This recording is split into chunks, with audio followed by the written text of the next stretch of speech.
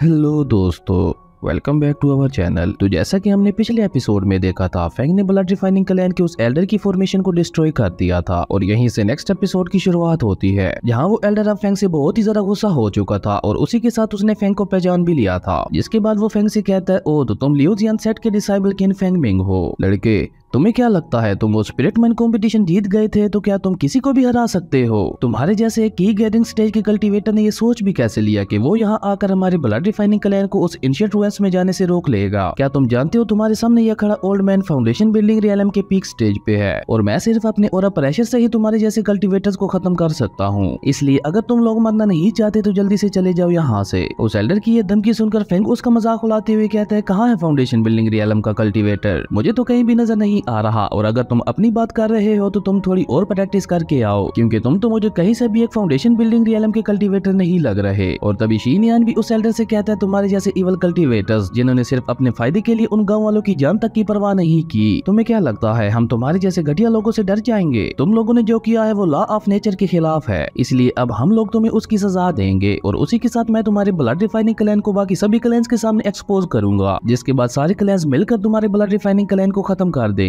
शीनियान की ये बात सुनकर वो एल्डर हंसते हुए कहता है, तुम लोग हमें एक्सपोज तो तब करोगे ना जब तुम लोग यहाँ से जिंदा बच के वापस जा पाओगे। और ये कहकर उस एल्डर ने अपना ऑरा रिलीज करते हुए फेंग पे अचानक ही अटैक कर दिया था, जिससे फेंग भी अपने मैजिकल वेपन से रोकते हुए उसके साथ फाइट करने लगता है। लेकिन उस एल्डर ने फेंग पे भारी पड़ते हुए उसे एक पंच मार दिया था, जिससे फेंग थोड़ा पीछे खिसक गया था और इस सब में वो एंशिएंट रेलिक भी नीचे गिर गया था। और उस एल्डर के इस अटैक की वजह से फेंग के मुंह से ब्लड निकलता है, जो कि सीधा उस एंशिएंट रेलिक के ऊपर गिरता है और ऐसा होते ही वो एंशिएंट रेलिक चमकने लगता है। वहीं वो एल्डर उस ट्राइपॉड में अपनी स्पिरिचुअल पावर ट्रांसफर करते हुए फेंग से कहता है, अब इन गांव वालों की तरह तुम्हारी सोल भी मेरे इस ट्राइपॉड में जाने वाली है और तुम्हें तो खुश होना चाहिए कि तुम मेरे इस ग्रेट ट्राइपॉड से मरने वाले हो। और ये कहकर वो एल्डर अपने ट्राइपॉड को फेंग के ऊपर ले आता है उसकी स्पिरिचुअल सोल को उसकी बॉडी से निकालने के लिए। और तभी उस ट्राइपॉड से बहुत ही ज्यादा एनर्जी फेंग के ऊपर पड़ने लगती है, जिससे फेंग की हालत अब और भी ज्यादा खराब हो गई थी। और ये देखकर सोफी और वो दोनों बहन भाई भागकर फेंग की तरफ जाने लगते हैं उसे बचाने के लिए, लेकिन तभी ब्लड रिफाइनिंग क्लैन के डिसाइबल्स ने उनका रास्ता रोक लिया था। वहीं दूसरी तरफ फेंग की सोल की बजाय वो एंशिएंट रेलिक, जिससे अब बहुत ही ज्यादा गोल्डन एनर्जी निकल रही थी, वो उड़ता हुआ उस ट्राइपॉड के अंदर चला जाता है और ऐसा होते ही वो ट्राइपॉड वहीं डिस्ट्रॉय हो गया था। और उसके बाद फेंग भी सुप्रीम मास्टर जियान वू की गॉड लेवल टेक्निक का यूज करता है, जिसकी वजह से फेंग से बहुत ही ज्यादा गोल्डन ऑरा निकलने लगता है और ये फेंग की गॉड लेवल फॉर्म थी। पर फेंग अपनी गॉड लेवल फॉर्म को ज्यादा देर यूज नहीं कर सकता था, क्योंकि इसमें फेंग की बहुत ही ज्यादा स्पिरिचुअल एनर्जी यूज होती थी। वहीं दूसरी तरफ वो एल्डर का ट्राइपॉड डिस्ट्रॉय होने के बाद वो पीछे खिसक गया था और फेंग की ये गॉड लेवल फॉर्म देखकर वो एल्डर भी बहुत ज्यादा हैरान हो गया था। और वो एल्डर हैरान होते हुए कहता है, इस लड़के से निकल रहा ये गोल्डन ऑरा तो बहुत ही ज्यादा मिस्टीरियस है, मैंने ऐसा पावरफुल ऑरा आज से पहले कभी किसी का नहीं देखा। लेकिन ये लड़का तो अभी सिर्फ की गैदरिंग स्टेज पे है, फिर ये इतना ज्यादा पावरफुल कैसे हो सकता है? और मेरी नॉलेज के मुताबिक तो इस वर्ल्ड में कोई भी की गैदरिंग स्टेज पे होते हुए इतना ज्यादा पावरफुल नहीं हो सकता। और तभी फेंग ने लाइट की स्पीड से मूव करते हुए उन सभी डिसेबल्स को मार दिया था जो सोफी और उन दोनों बहन भाइयों को घेरे हुए थे। और ये देखकर तो सोफी और वो दोनों बहन भाई भी बहुत ज्यादा हैरान हो गए थे, क्योंकि उन्हें समझ नहीं आ रही थी कि आखिर उनको घेरे हुए डिसेबल्स अचानक मर कैसे गए। वहीं दूसरी तरफ वो एल्डर फेंग की अमेजिंग पावर्स देखकर सोचते हुए अपने मन में कहता है, मैं अल्केमिस्ट स्टेज के पीक पे पहुंच चुका हूँ और अगर मुझे ये लड़का जो टेक्निक यूज कर रहा है वो मिल जाए तो मैं इससे बहुत ही ज्यादा पावरफुल पिल्स और फॉर्मेशन बना सकता हूँ। और ये कहते हुए उस एल्डर के हाथों में उन गांव वालों की स्पिरिचुअल सोल्स भी आ गई थी, जो देखकर शीनियान उस एल्डर से कहता है, उन गांव वालों की स्पिरिचुअल सोल चुपचाप हमारे हवाले कर दो वरना हम तुम्हें जिंदा नहीं छोड़ेंगे। शीनियान की यह बात सुनकर वो एल्डर हंसते हुए कहता है, तुम्हारे जैसे बच्चे मेरा कुछ भी नहीं बिगाड़ सकते, पर अगर तुम्हें उन गांव वालों की स्पिरिचुअल सोल्स चाहिए तो फिर क्यों ना हम एक डील करें। उस एल्डर की यह बात सुनकर फेंग उससे कहता है, तुम क्या चाहते हो?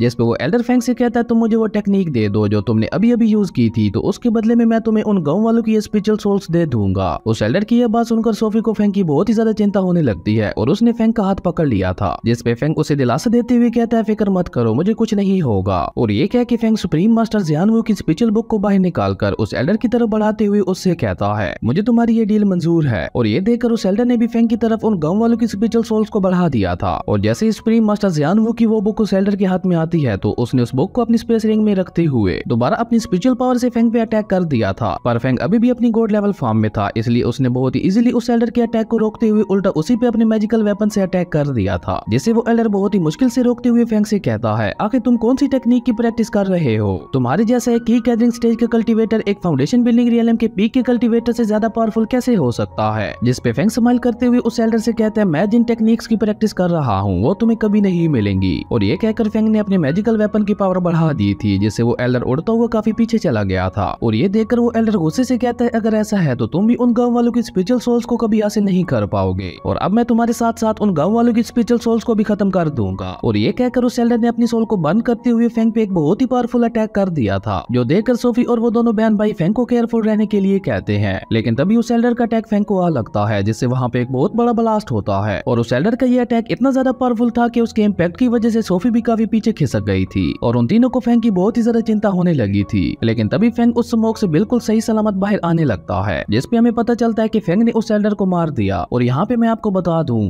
भले ही फेंग ने उस एल्डर को मार दिया था, लेकिन उस ब्लास्ट की वजह से फेंग उन गांव वालों की बॉडीज को नहीं बचा पाया था, और उसी के साथ इतनी ज्यादा स्पिरिचुअल पावर यूज करने की वजह से फेंग वहीं बेहोश हो गया था। और उसके बाद सोफी और वो दोनों बहन भाई फेंग को उसी टेंपल में ले आए थे, जहाँ चू लोंग और चू फैमिली की बाकी लोग छुप कर रह रहे थे। और इसी तरह देखते ही देखते उन लोगों को वहाँ पे 2 दिन गुजर चुके थे, लेकिन फेंग को अभी तक भी होश नहीं आया था। और इन 2 दिनों में सोफी ने फेंग को एक पल के लिए भी अकेला नहीं छोड़ा था। और अभी सोफी फेंग के सर में प्यार से हाथ फेर ही रही थी कि तभी फेंग की बॉडी से गोल्डन एनर्जी निकलने लगती है, और उसकी बॉडी धीरे धीरे ऊपर हवा में उठने लगती है। और ऊपर उठने के बाद वो कल्टीवेशन वाले स्टाइल में बैठ गया था। और फेंग को इस तरह से देखकर सोफी को उसकी बहुत ही ज्यादा चिंता हो रही थी। तभी शी योन जो अभी अभी अपनी नींद से जागी थी, वो फेंग को उठा हुआ देखकर बहुत ही ज्यादा खुश हो गई थी। और तभी फेंग अपनी आंखें खोल लेता है, और ऐसा होते ही फेंग एक एनर्जी बॉल में ट्रांसफॉर्म हो गया था, जिसके बाद वो लाइट की स्पीड से मूव करते हुए उस टेंपल के बाहर चला गया था। और ये देखकर सोफी और शी योन भी भागते हुए फेंग के पीछे आने लगती हैं। वहीं फेंग अब दोबारा अपनी रियल फॉर्म में आ चुका था, और फेंग को इतनी स्पीड से आगे बढ़ते हुए देखकर शी योन कहती है ब्रदर फेंग इतनी तेजी से कहाँ जा रहे हैं, क्या वो दोबारा ब्लड रिफाइनिंग क्लैन के लोगों पे अटैक करने के लिए जा रहे हैं। और तभी फेंग ऊपर हवा में ही रुक गया था, और ऐसा होते ही फेंग का गॉड चक्र भी उसके पीछे एक्टिवेट हो गया था, जिससे बहुत ही ज्यादा पावरफुल गोल्डन एनर्जी निकलते हुए फेंग के अंदर जाने लगती है। और इसी के साथ फेंग की गैदरिंग स्टेज के नेक्स्ट रियल में ब्रेक थ्रू करते हुए अब की गैदरिंग स्टेज के 29th लेवल पे पहुंच चुका था। लेकिन फेंग अभी भी फाउंडेशन बिल्डिंग रियल में ब्रेक थ्रू नहीं कर पाया था, और ये बात सोफी को भी पता चल गई थी। इसलिए जैसे ही फेंग नीचे आता है तो सोफी उसे दिलासा देते हुए कहती है इस बार तुम बहुत ही ज्यादा इंजर्ड हो गए थे, और उसी के साथ तुम 2 दिन तक अनकॉन्शियस रहे, और इसी वजह से तुम फाउंडेशन बिल्डिंग रियल में ब्रेक थ्रू नहीं कर पाए। लेकिन मुझे यकीन है अगली बार तुम जरूर फाउंडेशन बिल्डिंग रियल में ब्रेक थ्रू कर लोगे। और सोफी की यह बात सुनकर फेंग उसे दिलासा देने के लिए सोफी का शुक्रिया अदा करता है। और ये कहकर फेंग सोचते हुए अपने मन में कहता है भले ही मैं इस बार भी फाउंडेशन बिल्डिंग रियल में ब्रेक थ्रू नहीं कर पाया, लेकिन हमेशा की तरह इस बार भी मेरी पावर्स पहले से कई गुना ज्यादा बढ़ गई हैं, और अब मेरी नॉर्मल पावर्स भी फाउंडेशन बिल्डिंग रियल के अर्ली स्टेज के कल्टीवेटर से कहीं ज्यादा हैं। और उसी के साथ अगर मैं अपनी पावर्स में तलिस्मैन और यूनिक स्किल्स को ऐड करूं तो मैं इजीली एक ऐसे जीनियस को जो फाउंडेशन बिल्डिंग रियल के पीक पे हो मैं उसे भी हरा सकता हूं। और फेंग को इस तरह किसी सोच में गुम देखकर सोफी उसके कान मरोड़ते हुए कहती है क्या तुम फिर किसी लड़की के बारे में सोच रहे हो। और ये कहकर सोफी फेंग से नाराज होते हुए कहती है जब उस एल्डर ने अपनी सोल को बंद करते हुए तुम पे अटैक किया था तब तुम पीछे क्यों नहीं हटे थे, अगर तुम्हें वहाँ पे कुछ हो जाता तो मैं क्या करती। इसलिए अब तुम मुझसे प्रॉमिस करो कि तुम फ्यूचर में दोबारा कभी भी ऐसा नहीं करोगे। और सोफी इससे आगे कुछ कहती तभी सोफी को खांसी आने लगती है, क्योंकि उस फाइट में सोफी भी बहुत ज्यादा इंजर्ड हो गई थी, और फेंग की चिंता में सोफी ने खुद को सही से हील भी नहीं किया था। ये देखकर फेंग को भी सोफी की बहुत ज्यादा चिंता होती है, और वो परेशान होते हुए सोफी से कहता है आपको क्या हुआ, क्या आपको कहीं चोट आई है। जिसपे शी यून फेंग से कहती है यस ब्रदर फेंग, उस फाइट में सिस्टर सोफी को इंटरनली बहुत ज्यादा इंजरीज आई थी, पर क्योंकि आप पिछले 2 दिनों से बेहोश थे इसलिए सिस्टर सोफी ने खुद को हील ना करते हुए दिन रात अपनी स्पिरिचुअल पावर का यूज करते हुए आपको हील करती रही हैं, और इस वजह से अब उनकी स्पिरिचुअल पावर भी ऑलमोस्ट खत्म हो गई है, जिसकी वजह से अब वो खुद को हील भी नहीं कर सकती।